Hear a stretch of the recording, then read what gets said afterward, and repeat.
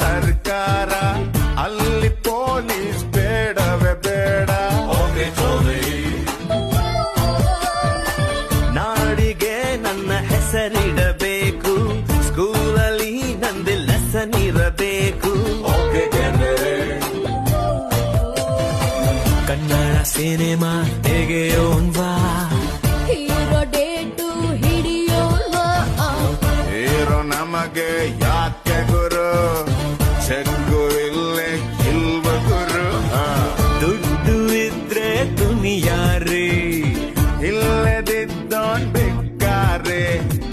ಒಂದೇ ಎಲ್ರು ಹೋಗ್ತಾರೆ, ಒಂದೇ ಲೈಫ್ ಎಂಜಾಯ್.